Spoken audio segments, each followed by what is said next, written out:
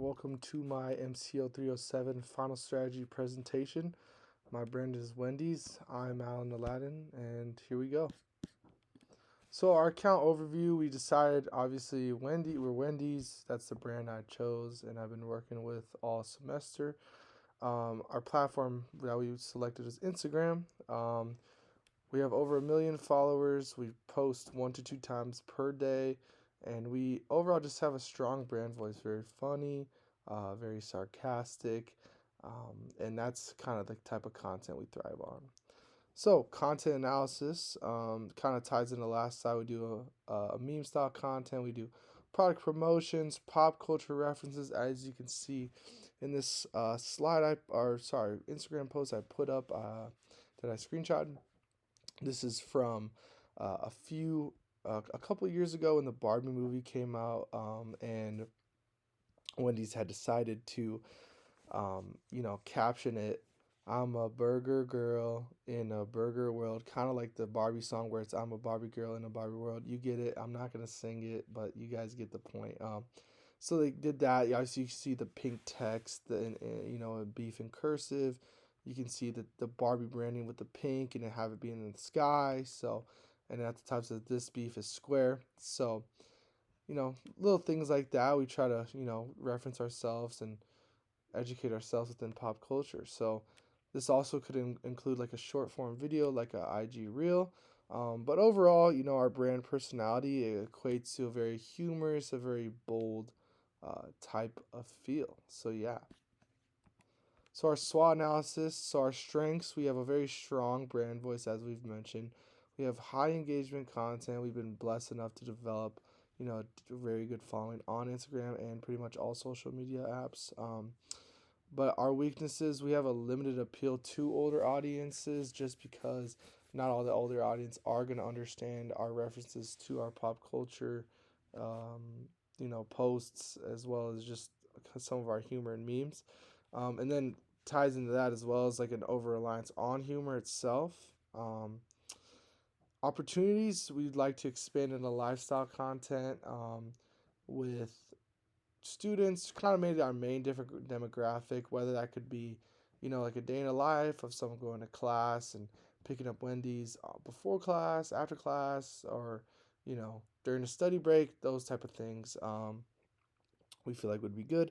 And then collaborations, whether that's influencers, whether that's other brands, we feel like we want to collab with as many people as possible to put our brand out there the most. Now, our threats are competitors like McDonald's and Chick-fil-A. And then overall, I mean, in this day and age, trends are changing left and right every single day, every single second. So we, have to do our best to be on top of that and be catering to our target audience. So competitor analysis. So obviously I mentioned McDonald's and Chick-fil-A. McDonald's, obviously they're such a huge brand. They're going to have a larger following. They're going to be more product focused because they're not really looking for the high engagement because they know it's already going to come to them just because of the history and background of their business itself. And then Chick-fil-A is kind of like they take a very different approach with their content. They're very positive, family friendly, and it's more like community based content, more within your area, which that's we have an appreciation for, but that's not totally our style. So our current versus our goal audience. So our current audience is Gen Z and young adults, and people who really enjoy meme culture. And then our goal audience would be maybe like a middle more broader. I know it says 18 to 30, but I'm more thinking like 25 to 30 here. And then lifestyle focused consumers with that age group. So the reason that we're trying to target that goal or have that as our goal audience because they're at the age where they can understand, all our humor, they can understand our meme content. They're using social media consistently, but on the flip side of that, they fit our consumer. They're probably working a real job now. They're less free time. They probably have a 9 to 5. They're always on the road. Have a car. So that's the type of like audience we want to appeal to. They get food before their lunch break or on their lunch break, or they go and drive to Wendy's before work, after work. That's the type of consumer that we're trying to get. So yeah, so tied into that is our target segment. So we believe 18 to 24 is our main target segment. The gender very balanced. The locations mostly in urban and suburban areas in the U.S. And overall interests, social media, obviously fast food, and just trends like being very in the know of pop culture and stuff. And obviously a behavior we study is like heavy Instagram users. So for the persona, we have Jake here. He's a 20-year-old college student. He has a very busy schedule. He eats fast food often, uses Instagram daily, and he likes humor and convenience. So overall, those are a lot of things that we target. We target the college student. We target the kid with the busy schedule. So when they have time, they get some quick and fast from us that's convenient. Obviously, at times he loves convenience. And he's a daily Instagram user. And what is our preferred platform? Instagram. So if we're showing up on Jake's feed, the more and more likely that he'll probably come in to eat with us. So our goal and plus our SMART goals. So our business objective overall is increase sales and engagement. And in our SMART goal, we want to increase Instagram engagement by 20% in 6 months among users aged 18 to 24.